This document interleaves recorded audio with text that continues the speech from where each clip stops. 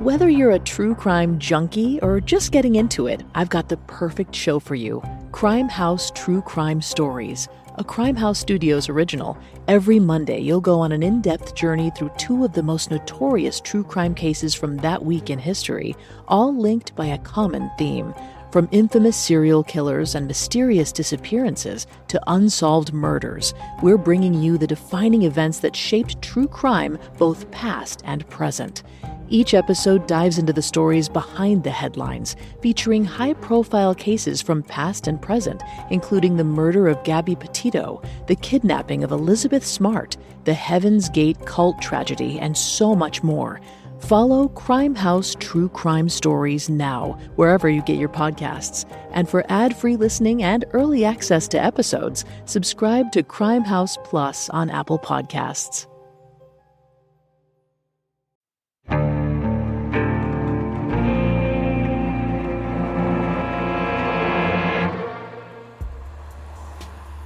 It's just before 5 a.m. on March 25, 1931, in the suburb of Cicero, just east of Chicago.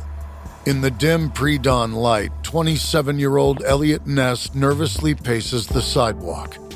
As head of a squad of prohibition officers, Ness is calling the shots for this morning's raid on a suspected brewery.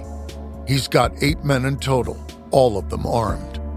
Ness has been tasked with breaking the supply chain of Chicago's most notorious gangster, Al Capone, and finding evidence that he's been violating the National Prohibition Act. It's no mean feat. No one else has been able to find any evidence linking the big fella to illegal alcohol. But Ness is determined to get the job done. Now, after a couple weeks' careful surveillance, Ness's squad have pinpointed a brewery here in Cicero, hidden in a large garage. Over the last couple of days, Ness and his men have planned their operation with care and timed things so they'll arrive at the garage when there are the fewest employees on site. Less chance of things going badly that way. Right at 5 a.m., Ness gives the signal, and his agents move swiftly to get into place. A couple of them pull ladders off the squad's large truck and head down the block towards the garage. The ladders have fabric wrapped around their ends, so when the agents prop them up against the building, the sound is muffled. The men climb onto the roof of the garage to act as scouts and make sure no one gets away through the fire escape. Meanwhile, 2 more agents park cars at the doors on either side of the building to block the exits. Ness and the rest of the squad arrive in the truck, which rolls right up to the large double doors in front. Drawing his gun, Ness climbs out of the truck and approaches the building. Whoever's inside, they're not going anywhere. But they still have to be careful. The bootleggers themselves could be armed. Grabbing the handle, Ness pushes on the door, but it won't budge. Despite all their meticulous planning, they didn't consider the possibility that the gangsters would simply lock the front door. Luckily, one of Ness's men has an idea. Climbing behind the wheel of the truck, he lines the rear bumper up with the center of the doors. Then, giving himself a bit of a run-up, he lays on the gas. And the doors are not completely off their hinges. Ness signals to his men and they head into the garage beyond. But it's quickly clear that they're the only ones here. The garage is completely empty. Ness's heart sinks. This whole operation has been a waste of time. Then one of the other agents calls Ness over. He's found something. The back wall of the garage is much closer than it should be for the size of the building, and it's been painted black. Ness feels his heart race again. Looking more carefully at the wall, he can just see the outline of a cleverly concealed set of doors. 2 of the bigger agents team up to crash through the doors, revealing another space where a large red truck idles without a driver in sight. Knowing that they're getting closer, Ness and his men press on, breaking down another set of doors, and finally arriving at the hidden brewery. The smell of yeast hits Ness's nostrils as he assesses the situation. Over a dozen massive vats and several large cooling tanks fill most of the space, every one of them full of freshly brewed beer. Scattered around the space are 3 brewers who timidly raise their hands when they see Ness and his men. They know the jig is up. Once the men are in custody, Ness orders his agents to gather samples of the beer to use as evidence. Then they smash all the vats and barrels. The contents spill out onto the floor, washing thousands of dollars of mob profits right down the drain. But Ness is still left frustrated. Again, he's failed to find any evidence tying the brewery to Al Capone. So although it was a good morning's work, the fight is far from over. And Eliot Ness won't rest until his mission is complete. Americans spend an average of 90% of their time indoors. But did you know that indoor air can be up to 100 times more polluted than outdoor air? Breathe easy with Air Doctor, the award-winning air purifier that eliminates 99.99% of dangerous contaminants like allergens, viruses, smoke, gases, mold spores, and more. Air Doctor was voted best air purifier by Newsweek, so it's no surprise that 98% of Air Doctor customers agree their home's air feels cleaner, safer, and healthier. Unlike other purifiers, Air Doctor captures invisible particles 100 times smaller than standard HEPA filters. Head to airdoctorpro.com and use promo code AmericanCriminal to get up to $300 off today. Air Doctor comes with a 30-day money-back guarantee, plus a 3-year warranty, and $84 value free. Get this exclusive podcast-only offer now at airdoctorpro.com. airdoctorpro.com using promo code AmericanCriminal. Ryan Reynolds here from Mint Mobile. I don't know if you knew this, but anyone can get the same premium wireless for $15 a month plan that I've been enjoying. It's not just for celebrities. So do like I did and have one of your assistant's assistants switch you to Mint Mobile today. I'm told it's super easy to do at mintmobile.com/switch. Upfront payment of $45 for 3-month plan, equivalent to $15 per month required. Intro rate first 3 months only, then full price plan options available. Taxes and fees extra. See full terms at mintmobile.com.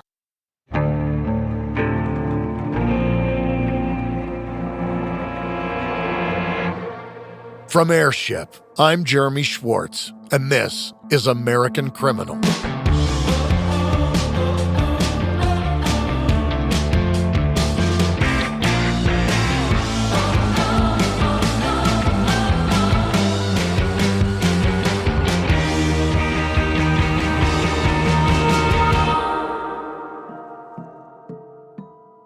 In the story of Al Capone, there are plenty of big characters besides the man himself.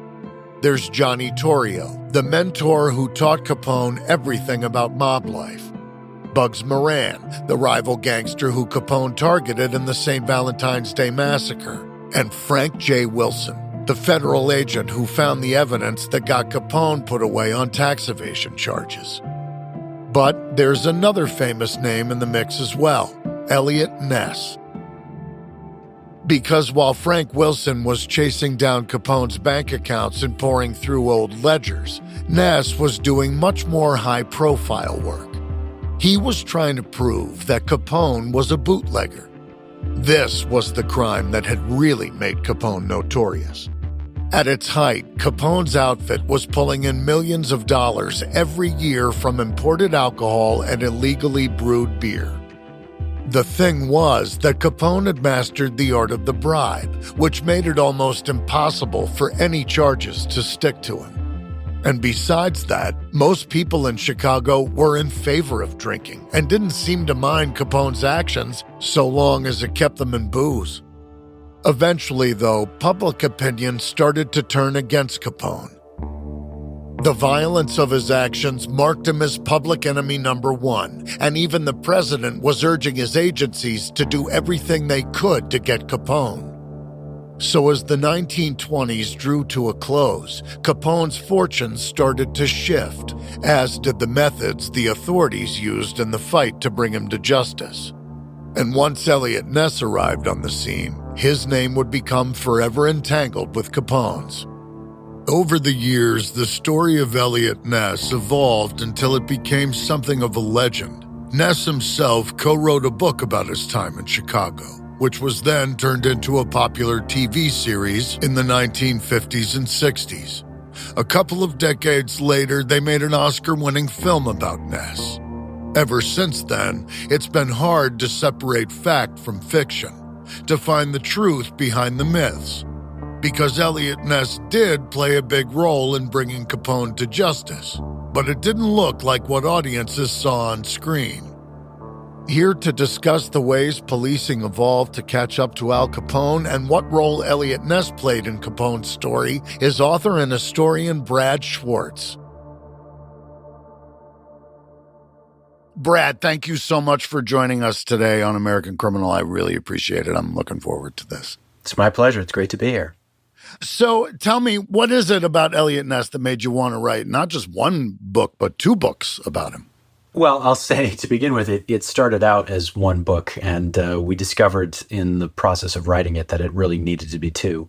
You know, I had a co-author on this project, Max Allen Collins, who I'm sure many of your listeners are familiar with as a mystery and crime and comic and film and board game writer. He's done everything. Mm-hmm. But he and I had similar paths to this in that we both started out being really fascinated with the character of Dick Tracy. I mean, for him, it was reading the comics when he was a kid. For me, it was, you know, the Warren Beatty movie that I saw and sort of loved when I was a kid. And at a certain point, we both had this epiphany where we sort of discovered that there was a real guy who had lived some of the adventures that had been fictionalized as Dick Tracy. And we didn't know until he actually asked the creator of Dick Tracy, Chester Gould, and discovered that Eliot Ness was an inspiration for the character. So this was a more direct connection than we thought. But digging into the story of the real man and discovering that even though it had been fictionalized by Hollywood, that becomes even more enticing in a sense, because it's like you're discovering a secret, right? You're discovering something that people don't really know about, and you want to share that with the world. And also, I'll say too, you know, because the story had been so fictionalized and so sensationalized, particularly the TV show that was done in the 60s, which was after Ness was dead. So he never saw sort of what Hollywood did to his story, that he had been given credit by Hollywood for a lot of things that he didn't do. And there was a real backlash to that among people who were still alive and remembered the gangster era. And, you know, for everything that I know about the man, he would have been horrified to see that representation of himself. But this gave him a reputation in the historical literature as somebody who took credit for things that he didn't do, was sort of self-aggrandizing. And so the pitch that I made to Max was, you know, somebody needs to do the book that sets the historical record right on this, both to tell the real story and also to sort of put in context the work that Ness actually did to help bring down Al Capone and after. Well, okay, we know Eliot Ness grew up in Chicago. He went into law enforcement at 26. His brother-in-law, Alexander Jamie was his name, got him the gig with, what did they call it? It goes back and forth. Sometimes it's the Prohibition Unit, sometimes it's the Bureau of Prohibition, but we can say Prohibition Bureau for the sake of simplicity.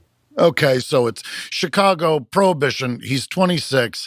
What is the state of policing like in Chicago before Ness gets there? Capone is, people love him and they're terrorized by him. He's a celebrity.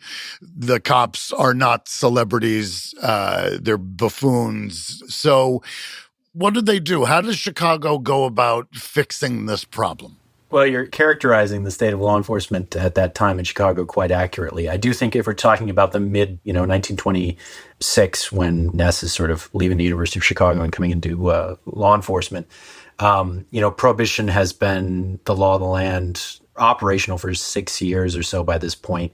You know, the aspiration that this is going to be a moral revival among the American people has obviously not bottomed out. Instead, has resulted is diverting a whole new income stream toward organized crime. And the fact that, the industrial sort of nature of bootlegging, and particularly beer manufacturing, which becomes the big cash cow for the Capone outfit, requires you to pay off police and federal agents and government officials and anybody who could stop you in an official capacity, because these are huge operations that you can only camouflage to a certain extent. And the Capone organization would rather pay people off so they don't even try. So I think the estimate was, it costs $3 to manufacture a barrel of beer, for which the Capone operation would then sell it for $55.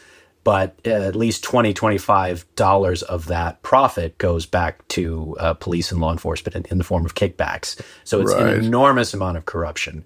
And further making the situation problematic is the fact that law enforcement back in those days is not seen as a profession. It's seen as a job. It had not been modernized and sort of reformed. It was still very much a political sort of nature of a job. If you think of big city machine politics, and Chicago is the epitome of that. How you get on the police force, let's say in the first place, requires some political pull and likely requires payment of a bribe. So the people who are getting those jobs are already open to a level of corruption. And so you have prohibition agents who are in it because they're political appointees. They're not professional law enforcement officers. They are most likely out for a bribe rather than to have any sincere desire to enforce the law. And this is, even before we sort of think of the FBI as the first major federal law enforcement agency, but it's really the Bureau of Investigation that the bureaucracy balloons. This is the first time you have sort of hundreds of armed federal officers in America's cities, and they're incompetent. I mean, they're notorious for shooting people, innocent bystanders, by accident. That happens quite frequently. And so, the people would have like bumper stickers on their car that said, don't shoot, I'm not a bootlegger. So not only are they corrupt, but they're causing all sorts of damage and dragging the reputation of the federal government into ill repute. It's not Kevin Costner walking into a room and suddenly Chicago is cleaned up. This is a good paying job. Taking bribes is easy and it pays well. So was it really just the arrival of Eliot Ness, or was there more at play? What was it that caused the city, as it were, to wake up finally and decide that they've had enough? What was the sea change? I don't know to what extent the city actually has ever woken up, but Chicago is Chicago. You mentioned the Kevin Costner film. I mean, the first thing of the many things that film gets wrong is that it has him coming into Chicago as an outsider, which he wasn't. He was from a suburb south of the city, Roseland, Kensington, which is technically part of Chicago. He lived like 5 miles away from Al Capone on the same street. Is that true? Yeah, when Capone moved, because he's from Brooklyn. So when he moves to Chicago around 1919, 1920, he buys a brownstone on the same street, many blocks from where the Ness family was living at that time. But yeah, he's a native Chicagoan, and he grows up reading Sherlock Holmes stories and wanting to be that sort of scientific crime-fighting detective. And you mentioned Alexander Jamie, who is, in young Ness's mind, sort of the real-life example of that. And Jamie is first employed by J. Edgar Hoover's Bureau of Investigation. And Ness never made it in, but he always wanted to be part of the FBI or the Bureau of Investigation.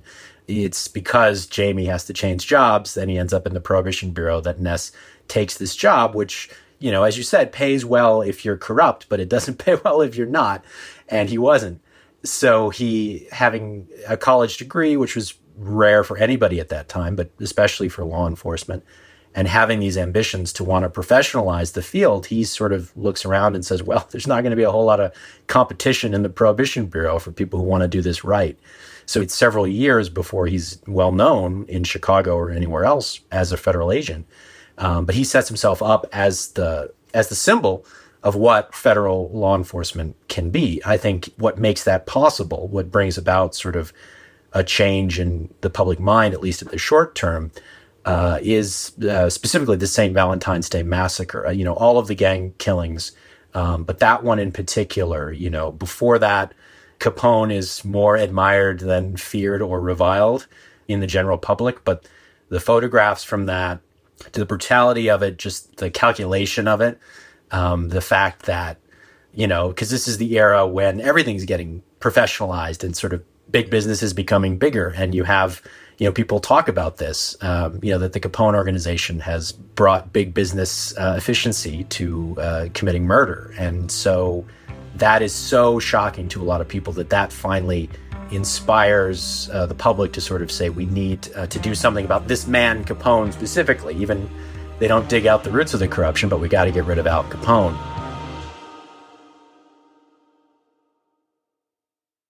This is a weird thing I never realized. Over 4% of Murderpedia entries are related to life insurance.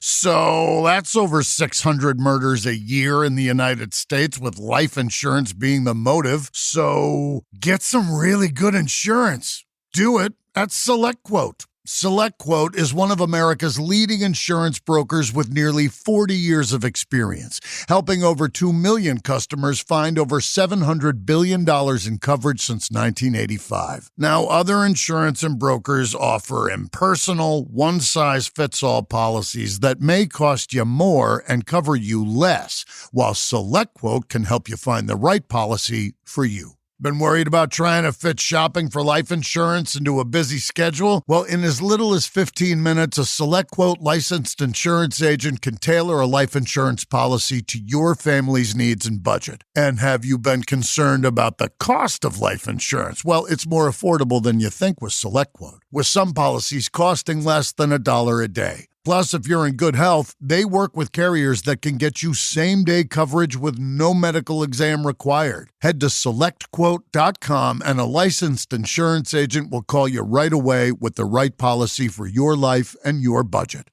SelectQuote. They shop, you save. Get the right life insurance for you for less at SelectQuote.com/American Criminal. Go to SelectQuote.com/American Criminal today to get started. That's SelectQuote.com/American Criminal. If you run a small business, there's nothing small about it. As a business owner, I get it. My business is and always has been completely consuming since I started. Every day there's a new decision to make, and even the smallest ones feel gigantic. Something that can help this whole process not feel so daunting is the right platform that has all the tools you need to be successful. Well, guess what? It exists, and it's called Shopify.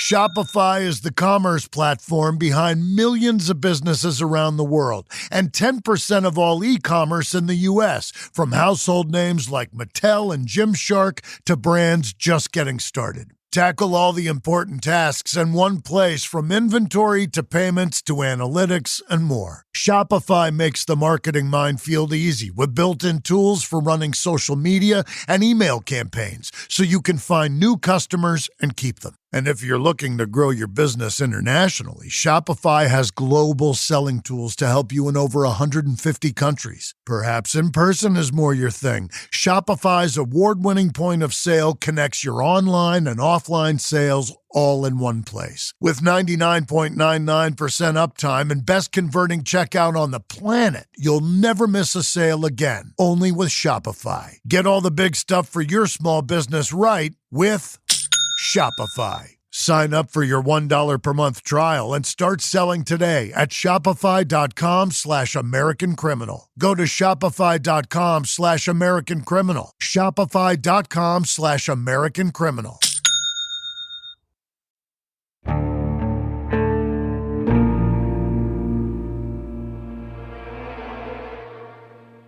Well, let me ask you this. So you said something interesting. You said that Al Capone basically brought an industrial business sense to murder. What did Eliot Ness bring to the table? What was it that made him so special?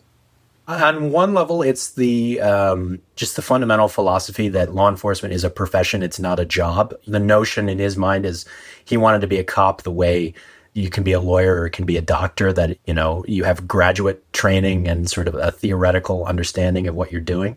So he doesn't study criminology or anything like that really as an undergrad, but when he's a prohibition agent, he goes back to the University of Chicago because they had brought in the chief of police from Berkeley, California, a sort of famous police reformer of the era by the name of August Vollmer, who's one of Ness's most important mentors, because Vollmer had developed out in Berkeley the foundations of what law enforcement is today, the notion of professionalizing it.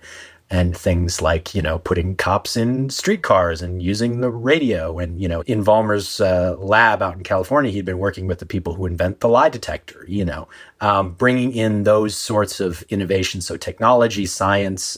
Ness is studying down at the University of Chicago, but they also have a crime lab up at Northwestern where they're doing things with not just with the lie detector, but with ballistics and forensic science, those sorts of things. I mean, that's how we know really beyond a shadow of a doubt that Al Capone's organization was behind the St. Valentine's Day Massacre because of the ballistics work that was being done up at Northwestern. That's the first time really in American history you have that evidence being used in that way. So it's not that he's sort of this singular visionary who's coming up with these ideas on his own, but he's the person who's going to put them into practice. Well, okay, so that takes us to 1930 then, which was the perfect time for him because he was put in charge of putting together a team of agents to go after Capone. How did that come about?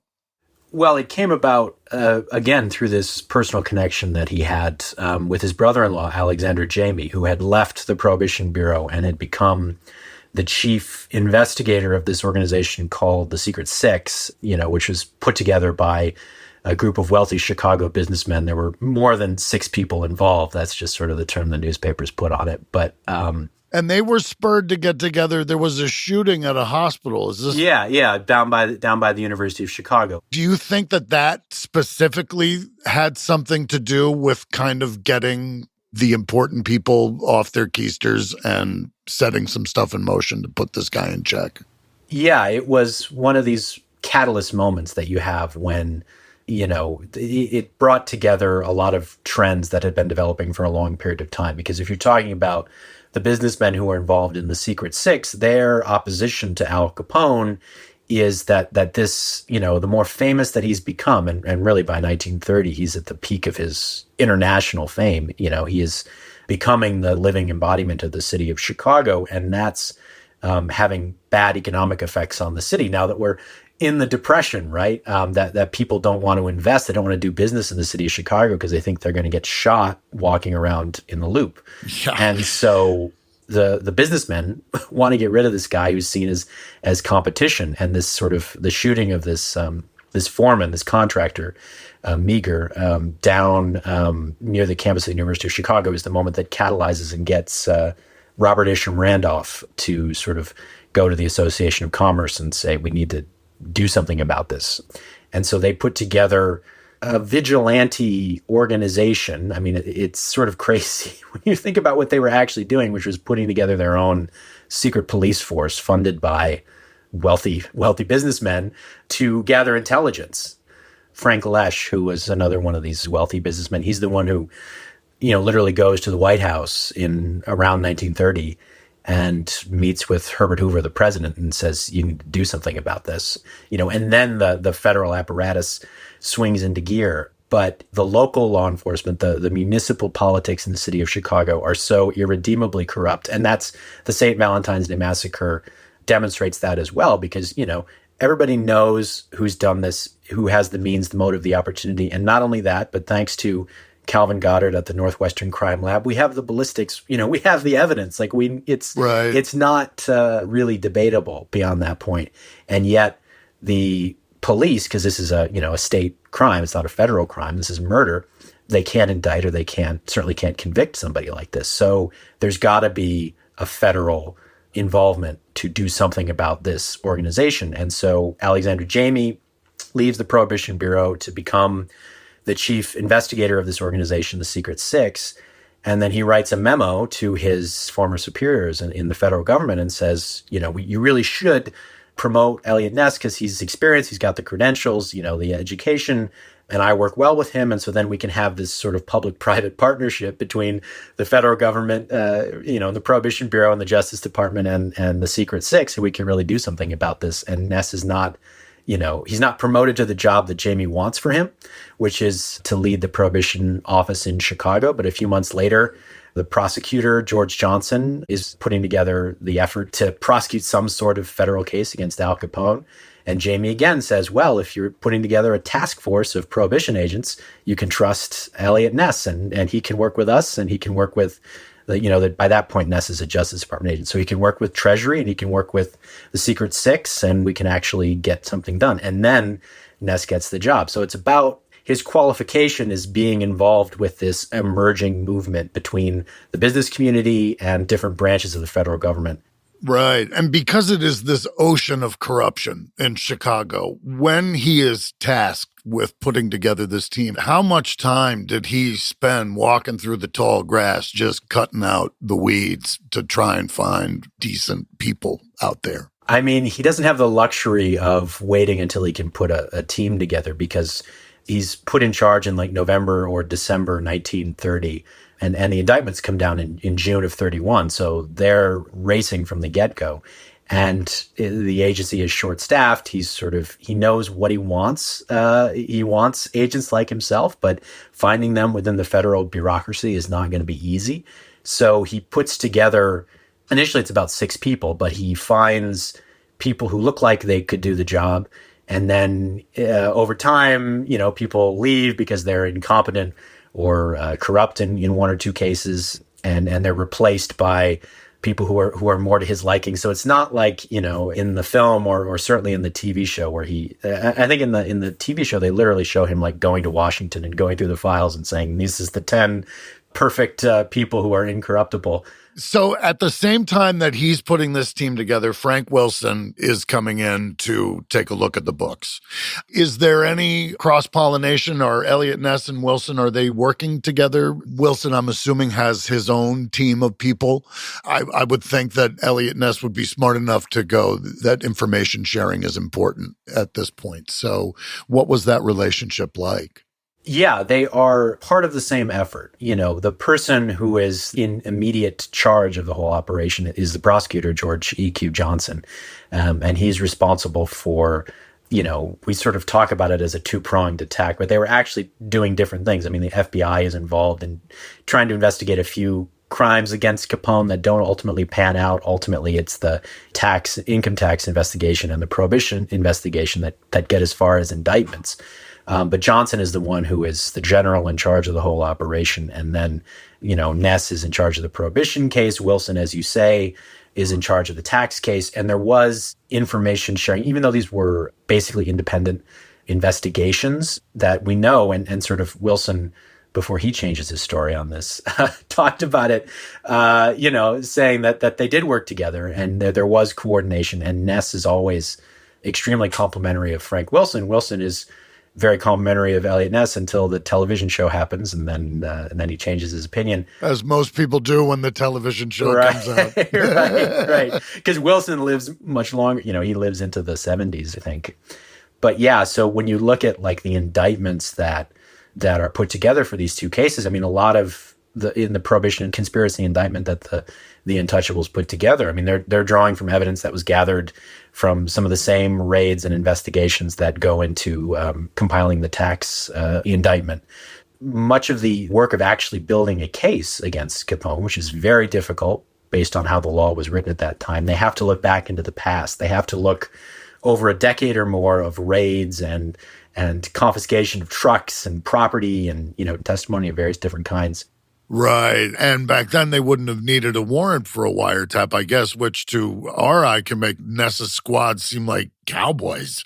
But they were just at the forefront of these new policing tactics. So what kinds of superpowers did the team have, and what set them apart as investigators?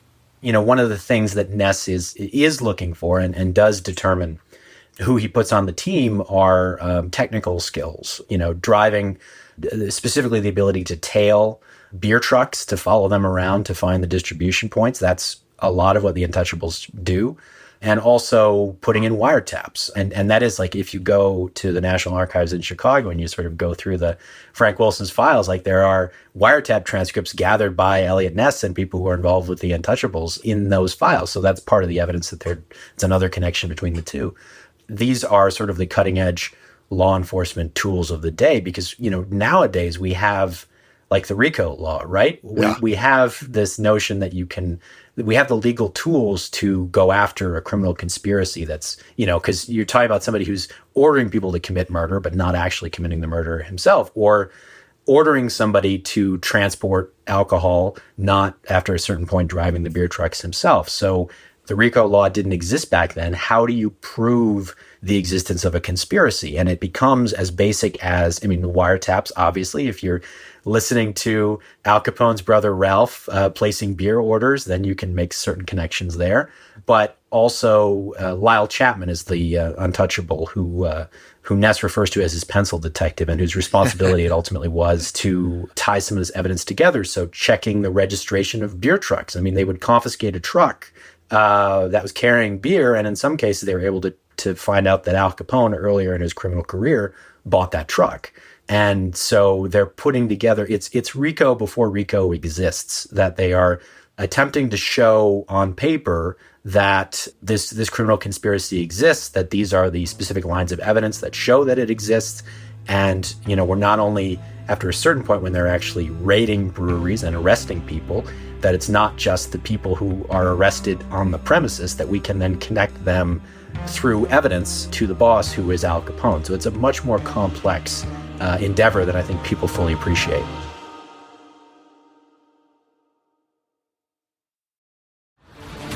This episode is brought to you by the Disney Plus Hulu Max bundle, with plans starting at just $16.99 a month. Stream the latest seasons of The Last of Us on Max, Andor on Disney Plus, and the final season of The Handmaid's Tale on Hulu. All of these and more streaming soon. Terms apply.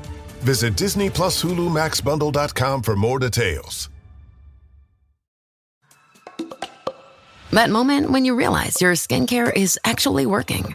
That's Rodan & Fields, the #1 female dermatologist-founded skincare brand in the U.S.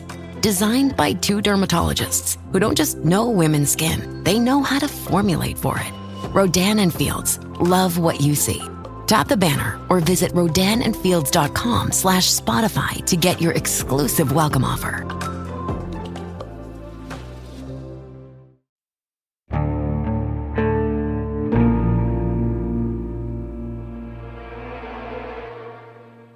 The Untouchables, just those 2 words are in the lexicon at this point. But how did they get that name? I don't think I've ever heard anyone actually ask that question. How did they get that name?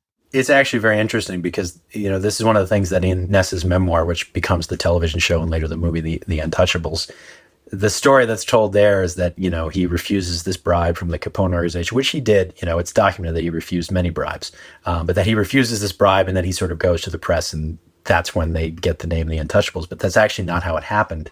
What really happened, as best we can determine, is that it's the name The Untouchables was in the newspapers in early 1931 because of Mahatma Gandhi, who is doing his humanitarian work with the Untouchables of India on the other side of the world, and that's getting into the Chicago newspapers. And, if you're talking about it in the context of the Indian caste system, untouchable means undesirable. And so this arises as a description of how Ness's team are treated by everybody else in Chicago, specifically the other law enforcement agencies that are corrupt, that are in league with Al Capone. Nobody wants anything to do with these prohibition agents who refuse to be bribed and who are messing everything up. And so they start to talk among themselves as a joke that they are the Untouchables, that nobody wants anything to do with them. And then the prosecutor, George Johnson, is the one who says, no, actually, this is something you should be proud of. And he's the one who changes the meaning of it to mean incorruptible, untouchable in the sense of you can't be influenced.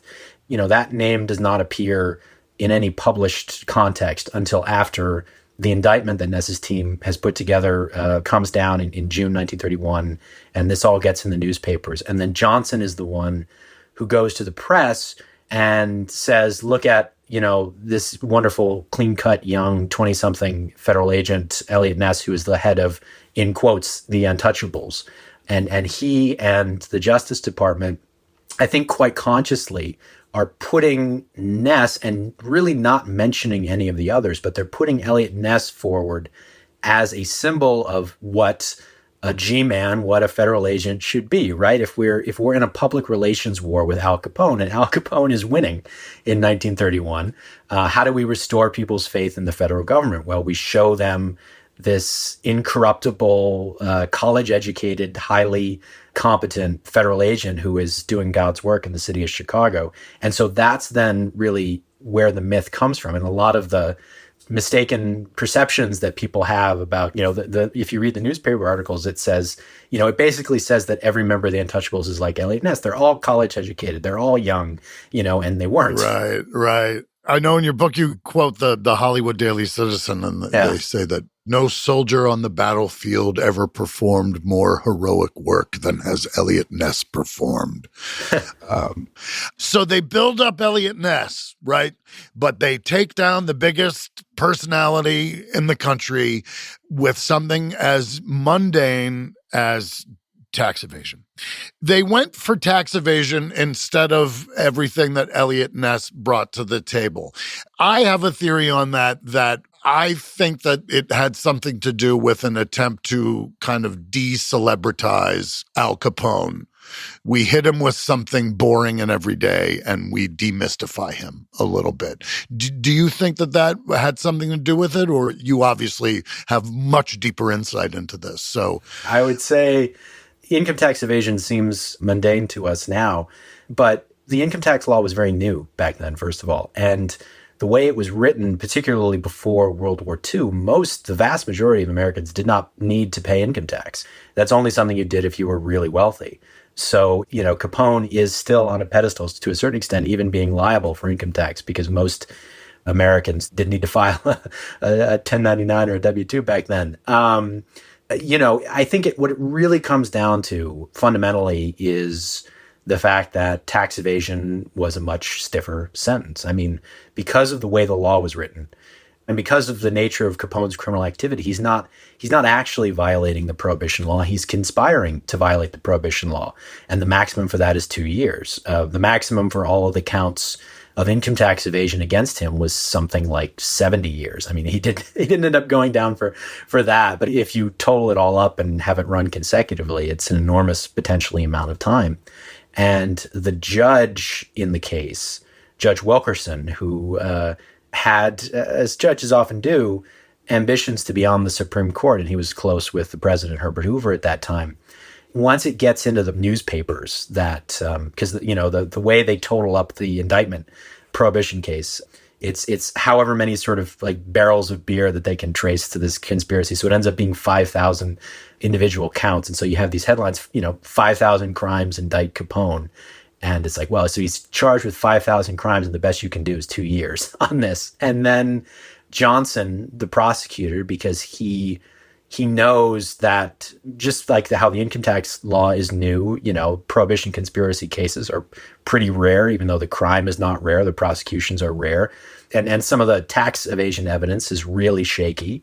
So Johnson, as prosecutors often do, the safest thing is to try and get some sort of plea deal. And so he gets Capone's lawyers to agree to 2.5 years for all of it, which is only a little more than if he's convicted of prohibition conspiracy by a jury. And then Capone, being Al Capone, is so thrilled with the deal that he's gotten that he brags about it to reporters. And so it gets in the press. And so suddenly Judge Wilkerson is being characterized as, and people are outraged that he's the guy who's essentially going to rubber stamp a 2.5-year deal for 5,000 crimes against the worst criminal in American history. So this is the thing in the movie that's the most ridiculous, where, they show the judge throwing out the tainted jury and Capone changing his plea in the middle of a trial, which is not how trials work. Yeah. But I mean, all of that did happen. It just happened before they had impaneled a jury and gotten halfway through the testimony, right? So Wilkerson, over the objections really of George Johnson, because Johnson does not want to see this case go to trial because he knows how risky it is. And the only thing worse than letting Capone get off with a plea deal is having him acquitted by a jury. So, because even at that time, he still was that much of a folk hero to the common man. I mean, it was, there's always the possibility that, you get an uncooperative jury, although because this is a federal case, you're drawing a jury from the whole federal district, not just from the city of Chicago. So they ended up with a lot of, farmers from downstate Illinois on the jury, which is very helpful for the prosecution because they were much more supportive of prohibition than the population of the city of Chicago. But I think it was more just that sort of the ledger, the key piece of evidence that Frank Wilson had for the tax case. There was a legitimate question as to whether that was inadmissible, whether the statute of limitations had passed. This letter that they had from his attorneys, the American Bar Association, I think in the 90s, did a retrial of this and found that absolutely not, according to the rules of evidence, should this stuff have been included in the trial. So maybe he's acquitted, maybe he's convicted, but it's reversed on appeal, which on the merits, it honestly probably should have been.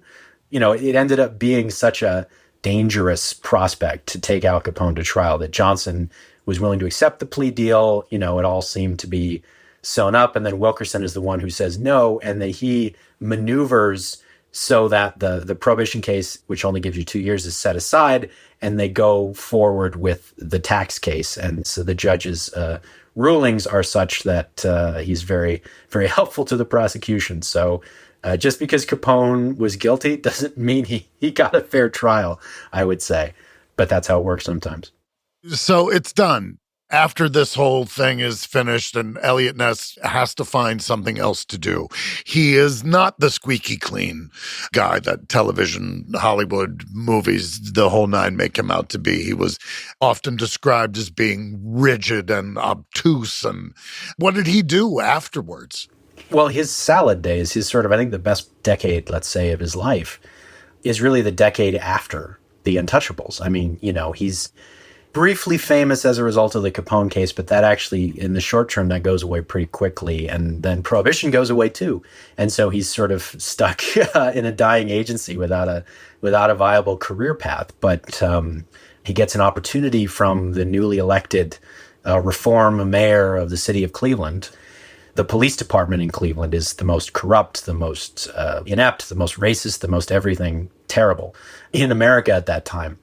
And the mayor, Harold Burton, needs somebody who can not only clean up the police force and then the city, but who has a track record of getting the sort of public attention that Ness had gotten as a result of the Capone case. So again, Ness is very young. He's only about 33, 34 when he gets the job to be in charge of the police and fire departments in the city of Cleveland, and is putting all of these ideas that he's learned from Vollmer at the University of Chicago really into practice for the first time, and revolutionizes the police department, brings in, radio police cars, and tries to change the relationship of the individual citizen to the cop. I mean, doing all sorts of progressive things that would be progressive even today.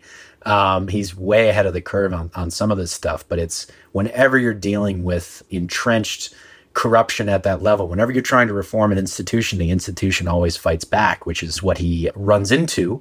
And the other thing he runs into in Cleveland, of course, is a serial killer who is cutting the heads off mostly anonymous, mostly unidentified people. By now, we're really in the depths of the Depression, and Cleveland is a Grand Central Station for a lot of hobos and transients. And so this is the perfect sort of hunting ground for a madman who comes to be known as the Mad Butcher of Kingsbury Run, and who is preying on, people talk about them as individuals that society is not going to miss. It's this great challenge to everything that Ness says about law enforcement. Like, if you really want a police department that is there for every Clevelander, what can you do about this person who's attacking the most vulnerable people in your city? And he struggles against it. We wrote a whole second book about this, so I won't go into the nitty gritty, but, he becomes convinced that he knows who did it, but he can't prove it, and takes action to try and take this person out of circulation. But the case is never resolved in the public mind. And this, on top of some other scandals and setbacks, and again, sort of the institutions of Cleveland turning against him, eventually leads him to leave. And he works for the federal government during the war, runs for mayor unsuccessfully, mayor of Cleveland.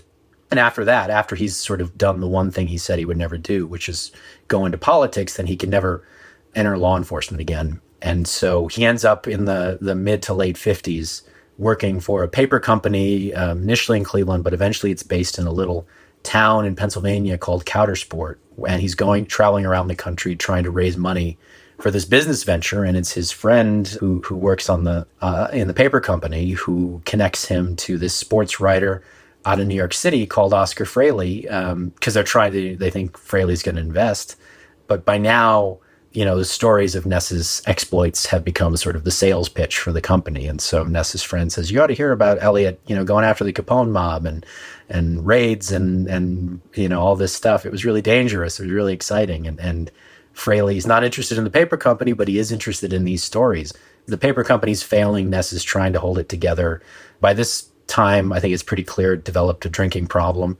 And the book project that he's developed with Oscar Fraley is the one ray of light left in his life by 1956, 1957. I've spoken to people who knew him in those years in Coudersport, and we sort of quote one of them in the book talking about how she'd see him just sitting in the office, like looking absolutely depressed. And then as soon as he'd see somebody, he'd try to hide it, but he's in a really dark place.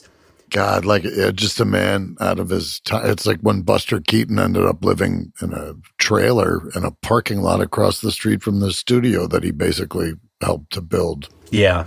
And then I spoke to somebody who when I met him, he was in his early 90s. He's since passed away, but he would see Ness, they would have coffee at this little restaurant in town, and Ness would always talk to him about the book project. And then one day he comes in and says, well, I got good news. Hollywood's interested in this book. And very soon after that, Eliot Ness has a heart attack in Pennsylvania and dies. And so he never sees the publication of the book. He never sees the TV show or sort of the limited financial rewards that come out of that.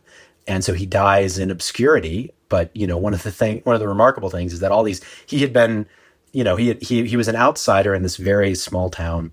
He had sort of been welcomed in, but people would hear him talk about these experiences that he had, and they just didn't believe it. And then when he dies, suddenly they're getting all these telegrams from Harold Burton, the mayor, by that point had become a Supreme Court justice. J. Edgar Hoover sends a telegram of condolence. All these people, and they're like, wow, actually, this guy was telling the truth. These exploits that he had were real. Right. So we will not dwell on the sadness. Instead, regale me with one of your favorite bits about the Untouchables. Well, one of the things that Hollywood really gets wrong about him is that Eliot Ness hated guns. He would refuse to carry one in almost all circumstances, even when he really should have. And so there's a story that John Larson, who's one of the inventors of the lie detector, and was involved in the crime lab at Northwestern University, told, where Ness had been up there. This is, around 1930 during the Untouchables period. And, Ness is in the crime lab for some reason, and they get word that there's some sort of beer shipment or something going into a warehouse down the street. And Ness is like, well, let's go, let's raid. And it's, Ness and John Larson and like somebody else who's in the lab. So these are technicians. These are not cops. And none of them have guns. And so Ness, you see people do this in old movies, and apparently they did in real life, where they sort of make a finger gun with their hands and they stick it in the pockets of their jackets. And so that's how they arrest these Capone figures without guns, but they're pointing their fingers in their pockets, and, they pull off the raid. But those are the sort of things he would do. He was, people who knew him later in life would talk about how shy and retiring he was. I mean, he was too shy to even ask somebody for like a restaurant recommendation, just to stop somebody on the street. But I think having the badge, one of the attractions for him was that it gave him this shield, this authority. And so he grows into it, and he's playing a role that was not who he really was, but it allowed him to be that sort of daring character that has now come down to us through popular culture. And it's in moments like this when you see he's playing a role, even though he's the real deal. Brad Schwartz, thank you so very, very much for sitting down with us on American Criminal today. Man, I can't tell you what a pleasure this was. Fascinating. You were terrific to have on. I really, really appreciate it. It was a treat. Thank you. That was my conversation with Brad Schwartz, co-author of Scarface and The Untouchable, Al Capone, Eliot Ness, and The Battle for Chicago. From Airship, this is our final episode in our series on Al Capone. On the next season of American Criminal, a series of deadly pipe bombs rocks Salt Lake City, leaving the city on edge and investigators scrambling for answers. Their search for the truth will have them chasing down every lead, even ones that bring them to the door of the Mormon Church.